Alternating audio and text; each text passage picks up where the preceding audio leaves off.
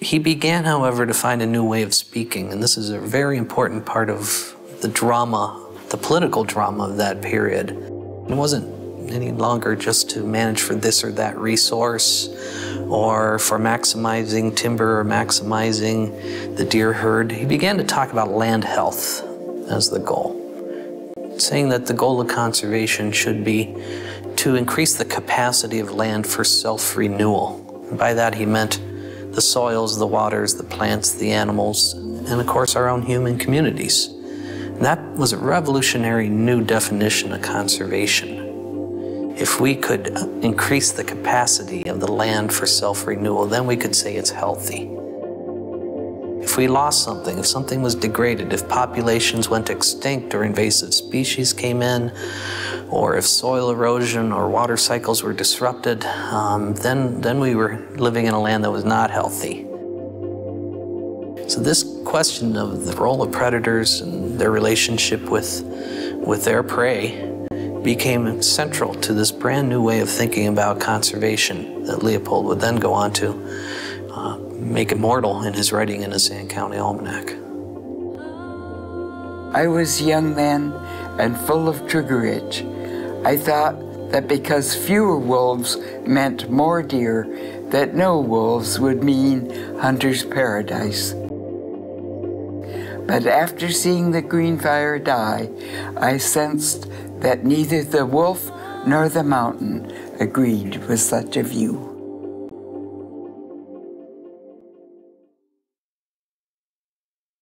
Well, I still remember the first time I read Sand County Almanac as a kid, because he was living and working in his early phase in Arizona, the very landscape in which I grew up, and hit me like a bolt of lightning. It made me all of a sudden look around on this landscape. I said, my God, it really was different, and it really was better. And it just kind of stuck with me until I finally had a chance, 30, 40 years later, here I am in a position to do something about it, to make up for the mistake. And of course, he was the first guy to propose the restoration of wolves in Yellowstone.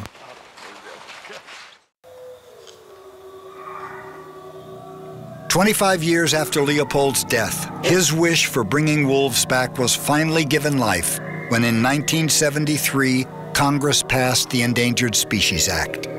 The act aimed to prevent species from going extinct, not only by bolstering their numbers, but by helping those like the wolf reclaim lost lands. The Endangered Species Act was a wonderfully far-sighted declaration of national policy, because the need to restore endangered species, not just by not shooting them, but by taking affirmative steps to reoccupy suitable habitat. Those steps to restore wolves to their former habitats have since led to a small population of red wolves living again in North Carolina. The Mexican wolf of the Southwest has been revived from a captive population of just 7 animals to about 50 wild wolves now struggling to regain their home in the Blue Range of the Arizona-New Mexico border. And there are now more than 1,500 gray wolves cautiously spreading to old haunts in the northern Rockies.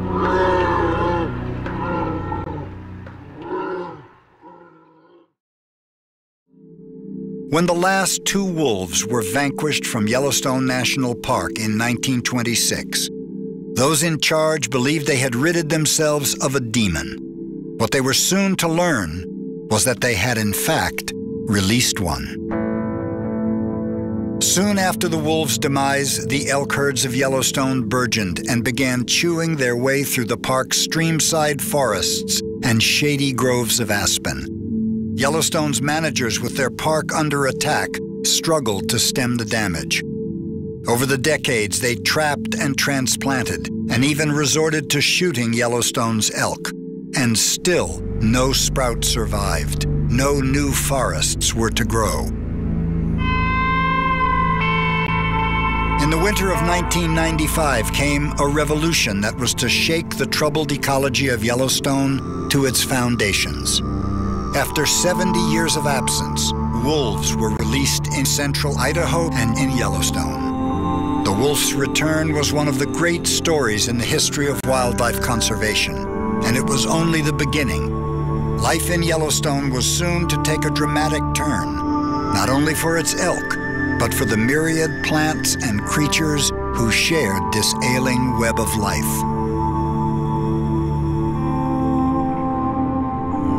Ecologists have long wondered how ecosystems are structured, and there are many factors at play. And certainly, predation is one of the dominant factors structuring ecosystems.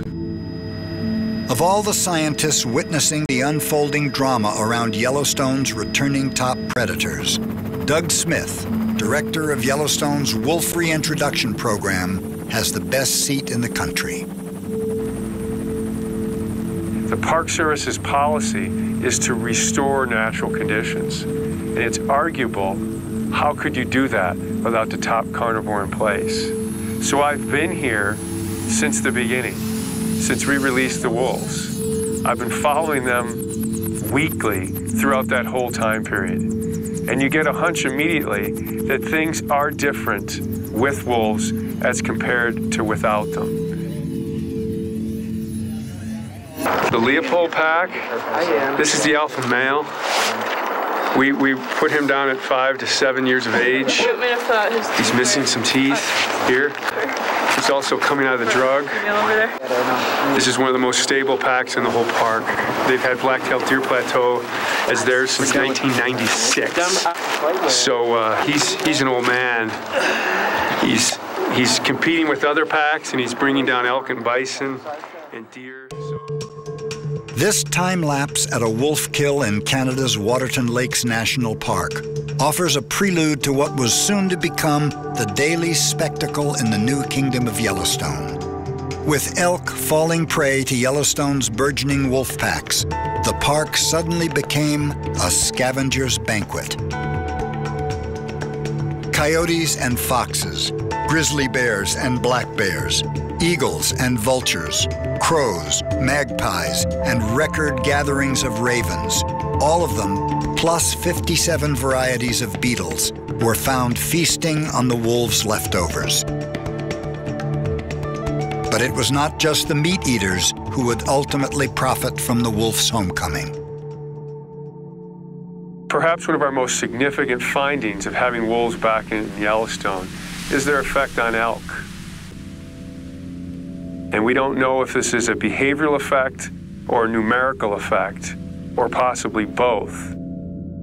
But we think that wolves impacting elk in one of those ways has impacted the vegetation. With wolves back in Yellowstone, we had a rare opportunity to measure the impact of this top predator in a system that for 70 years had been dominated by its major prey, the elk. We wanted to know how aspen, cottonwood, and willow might respond now that elk were adjusting to the return of the wolf. And amazingly, after 70 years, these stunted trees and forests began to grow again. Wow, this cottonwood's 5 meters tall. That's pretty amazing growth. This aspen sprouted in the very early 1900s when wolves were still part of this ecosystem. And it stood here alone for more than a half a century without any new sprouts surviving to replace it.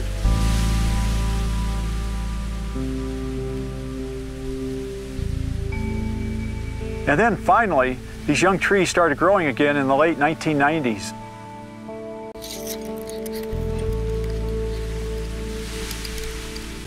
We were hard-pressed to find anything in the record of climate or even in Yellowstone's fire history that might explain why these aspen waited until the late 1990s to finally begin to grow. 1, 2, 3, 4, 5, 6, 7. Growing quite well. Yeah, and that one, the visibility is really bad. The only factor we can find coinciding with the failure of aspen to grow above the reach of elk over a period of many decades is the removal of wolves. And the only factor we can find for aspen to so suddenly take off is the return of the wolves.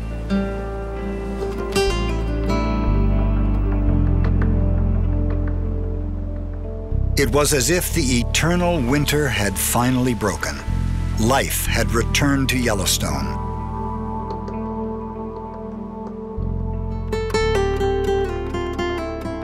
The ongoing transformation of Yellowstone is an ecological chain reaction that may well be triggered by the killing power of the wolf.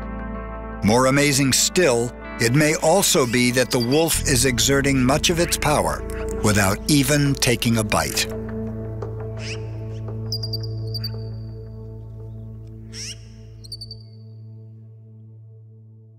Having fewer elk in this system is finally allowing these stream sites to flourish. But there's another force of life imparted by wolves that we think may be just as powerful, and that force is fear. We first began noticing these flushes of growth along certain streamside areas, and we asked ourselves, why here?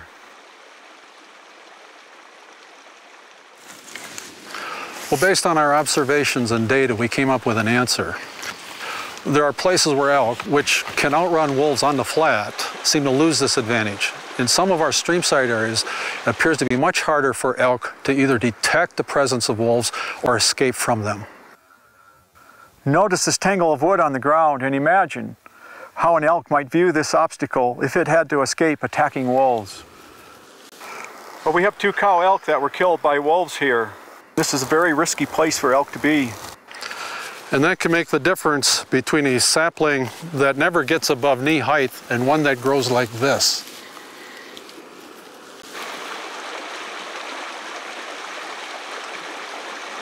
Many consider wolves to be a very important effect on the release of willows and possibly aspen in the park. Others aren't so sure. How can so much be attributed to just the return of the wolf? Scientists from around the West have converged on Yellowstone to better understand its rapidly evolving ecology. Among the many theories for the changes, in a land eternally rocked by climatic swings and episodes of raging wildfire, wolves have emerged as one of the pivotal forces of Yellowstone's nature. And so one of the most dramatic things we think wolves are involved with is a return of willows like this. And this is a food source for other animals like beavers. Beavers use willows almost exclusively here.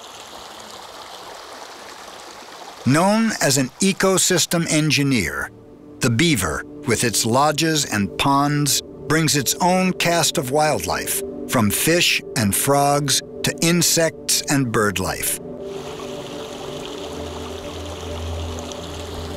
Since the wolves' return, beaver colonies in the northern range of Yellowstone have increased from 1 to a dozen.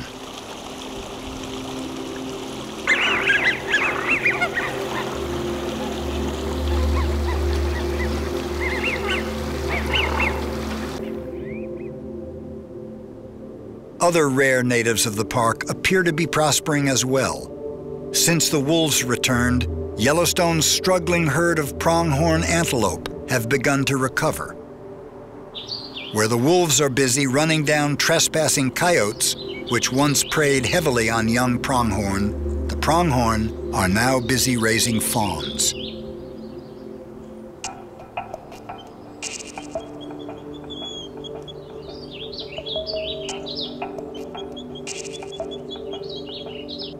The land of the wolf now features daily feasts of leftovers, food for all, from beetles to grizzly bears.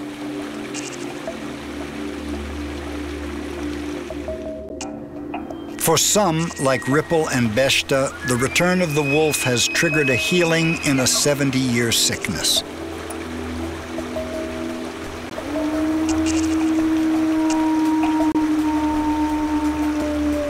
Finally spared of too many elk, certain streams in Yellowstone have become increasingly cloaked in willow.